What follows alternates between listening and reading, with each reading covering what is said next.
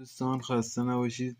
شنیدم بعضیا نشستن نمیدونم تلویزیون یا ایور بر زیر گوش رهبری هی بزبز میکنن که آقا اسرائیل داره آماده میشه و تسلیحات جمع میکنه و حمله کنیم و چرا بذاریم تسلیحات جمع کنه بعد حمله بکنه بعد بگیم ای کاش اون موقع ای کارو میکردیم. عزیز من، بعد یارو دیدم میگه ما گذاشتیم اربابش بیاد بعد فلان چیز رو کنیم. وای وای وای وای، شما فکر میکنید جنگ با کی کردیم؟ اصلا اسرائیلی مثلا در کار نبود. تنها کاری که اسرائیل توی جنگ کرد ریزگردا و جاسوسا، این برواده اسرائیل بود.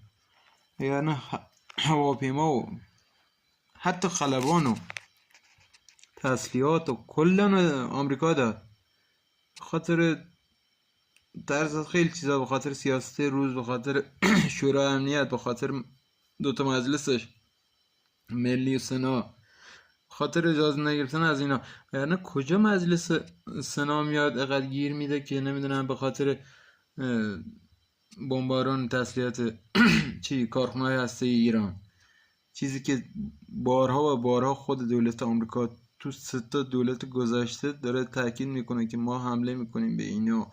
هیچ کسی هم مخالف نبوده، هیچ کسی هم صداش در نیومده روی این موضوع. به خاطر این مجلس به ترامپ گیر نمیده.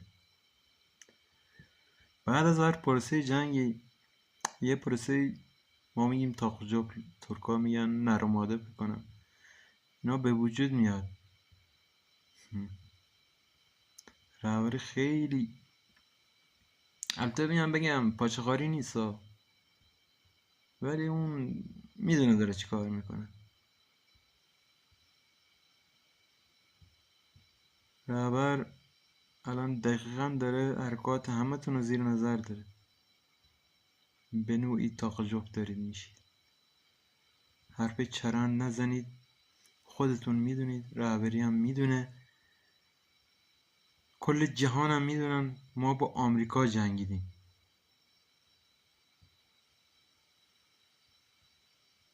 ولی منتاج چون الان آمریکا ردی نذاشته یا نمیخواد چیزا بشن، به نفع ما هم هست که تو جهان رو نشه ما با آمریکا جنگیدیم. این صحبتا خیلی جا خیلی چیزا بهتر است هم پای اسرائیل باشه.